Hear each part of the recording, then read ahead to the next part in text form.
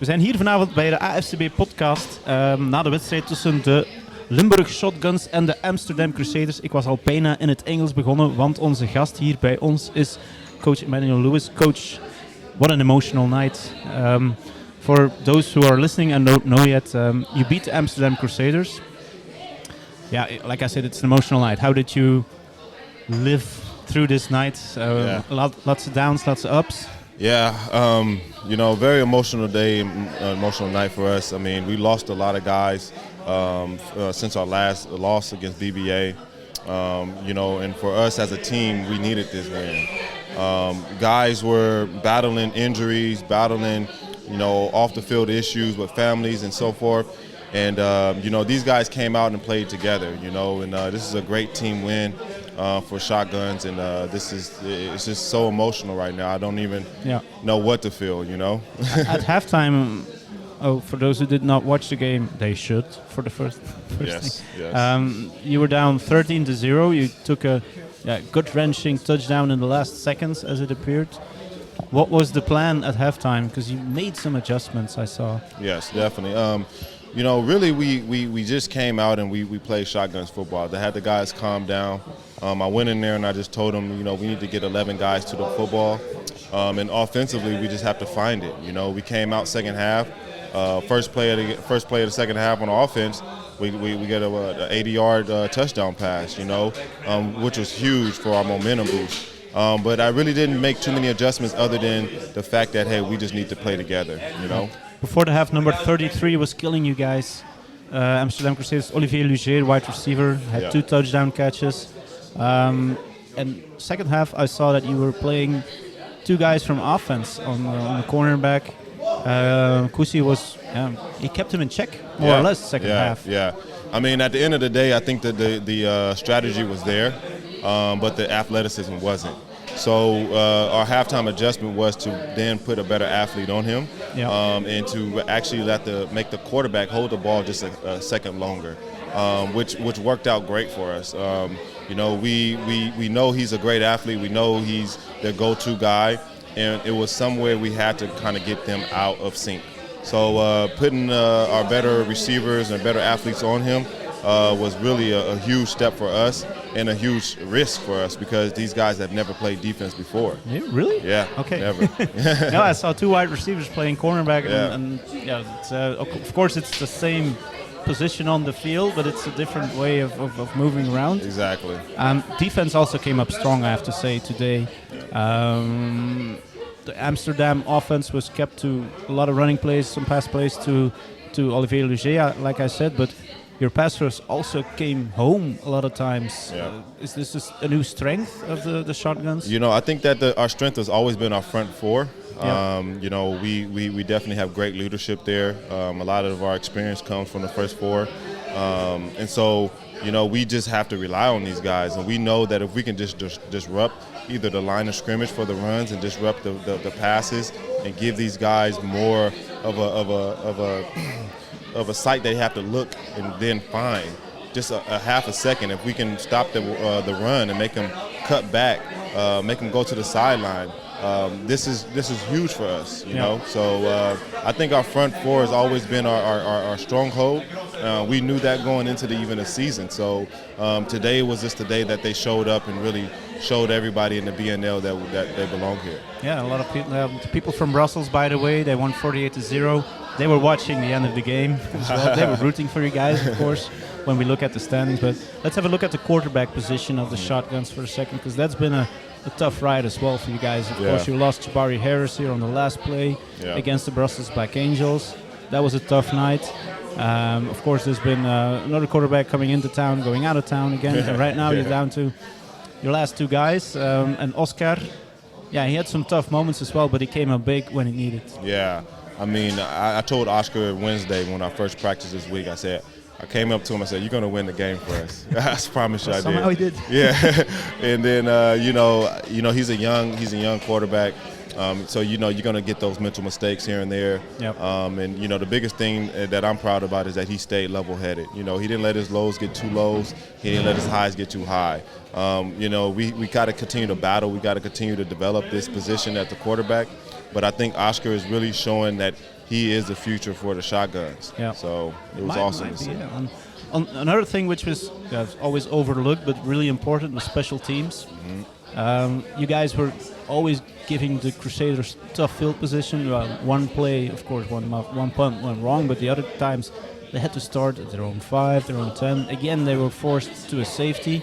Do you guys put any emphasis on special teams at practice? Because that's often something that gets overlooked a little bit. Yeah, definitely. I mean, yeah, we definitely do. And it shows, we definitely put in time for the special teams because, for me personally as a coach, and my philosophy is we have 3 phases of the game: offense, defense, and special teams. And I understand in the European football, a lot of the times the kickoff, the kick return is just kind of like, hey, last minute, let's throw something up, let's throw something together. We actually take our time, we actually scheme, we actually watch film on it. So this is huge for us because we know that these special teams plays can also affect the offense and defense and how we get the field position, like you just said. Okay, let's go to the game. What was the game-winning play? I was making a fool out of myself in the commentary box because I was looking at Gutsy here all the way down here. It's like, okay, this is the most useless player on the field because he's never going to get the ball. It was like a second and goal from the 3. And you dial up the play to the corner. Yeah. That's a gutsy call. I must say, it was actually a run call. We actually had a run call.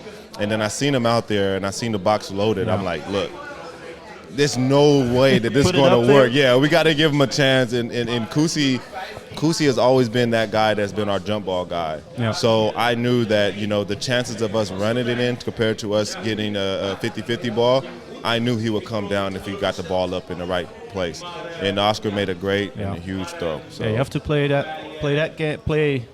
up again and again in the locker room, I think, to give you guys some confidence. Yes, sir. And how did you live through like the last Crusaders drive, because they still had some time on the clock, and that's the thing in this league, we don't have any clue what time it is. You guys hear it from the refs from time to time, but in the stands everybody was asking how much time and you must have been sweating. Oh my God, I mean, I when we had a guy go down, he was injured, we could have ended the game then because it was only 5 seconds. I mean, with the play between, I mean, that 5 seconds runs out.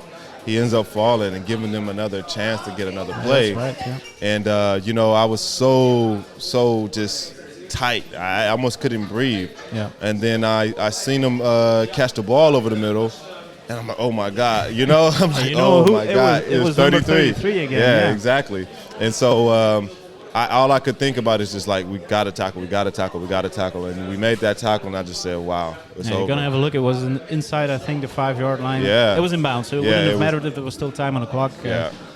Time would have ran out. But let's have a look at we cannot project it here, but the standings, the BNL standings. Yeah. It's a needed win for you guys if you still want to go. First place is going to be tough, of course. Yeah. Black Angels, they won 48-0. They are now 2 games clear of both Shotguns and Crusaders, so that they're probably gone. But that second place is something that you aim for, because you see what a big difference it is to play in front of a home crowd or play an away game. Yeah, definitely. I mean, for us, that's what it was about, finishing up strong. First of all, we want to finish up the second half of the season like we should have started. I think that we could have matched up very well against Amsterdam the first game, but we're a very young team, so I think moving forward, getting that second place and having that playoff game here is we have to still go through BBA and again and things of that nature, but it puts us in a driver's seat right now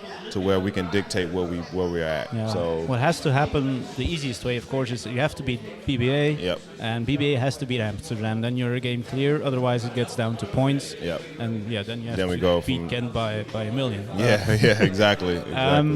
But okay, it's still, the season is still going strong. Yes. You guys will play hopefully until the last game in Amsterdam on June 10th. Yep. So the season's definitely not over for you guys. Not over at all, and that's the biggest thing right now. All right. Coach Lewis, so enjoy the night. Yep. Congratulations. Thank you. We zijn hier verder met het vervolg van onze podcast bij de wedstrijd tussen de Shotguns en de Crusaders. Nog eens gewonnen door de Shotguns hier niet. With us here tonight, winning quarterback, Oskar Sardyga. Hello, hello. Hello. Yeah, Oskar, what a night. Keep the mic a little bit closer to your mouth. All right. What a night for you. How did you live through the game? The first half was terrible. Yeah, tough. It's really tough. It's really tough. I think it will be easier, but the first half was tough, really tough. The second half we start with whole motivation, and we are ready to make a. You were down 13-0 at halftime. What did the coaches say to you, which made you throw an 80-yard touchdown bomb to your wide receiver? Coaches tell me you can be stressed, so you must do it. What you must do. Yeah. All right. You're also you're known to you're very strong with your legs. Sometimes I see you hesitating on the field if you should take off running and then still throw a pass. Do you think you should run more or? I think in some situation I will run, but I see the wide open. But I must working about the throwing with run. So you were the second string quarterback coming into the season. Now Jabari Harris has left. Another quarterback came and is gone already. You are now the starting quarterback for the rest of the season. How does that make you feel? Stressed. Stressed. Yeah. I must prove myself. Like I can be leader. I can do the same like Jabari, but it's better way to win a champion. Yeah. Take us to the game-winning touchdown. You were lined up under center, of course, in the shotgun. Were you expecting the call from the coaches to make it a throw? Be honest, I changed this play. You changed the play? Yeah, I changed this play. So I said, okay, it's man, so I will throw this. I can throw, I will throw. You will throw, and you threw a touchdown pass. And I was happy. Like, never in my life I was happy like this. Yeah, today, of course, you have 3 touchdown passes. Is this a record for you with the shotguns? No, in the last year I was throw against Giants, 5 touchdowns. Okay, yeah, I forgot to talk about those games against the Dutch teams. No this problem. year, of course, the competition is a lot tougher. How do you expect the rest of the season now to go? You still have Brussels Black Angels coming up, a game against Ghent as well. Our team is more motivation after we don't have our leaders like Timo, the linebacker, he's injured. Also Jabari was left because he's also injured. So we are motivated to be for everybody like leaders, and we won't win the championship. It doesn't matter what. All right, still motivated to make it. All right. Yes, sir. Oskar Sardyga, good luck to the rest of your season and enjoy your night. Thank you.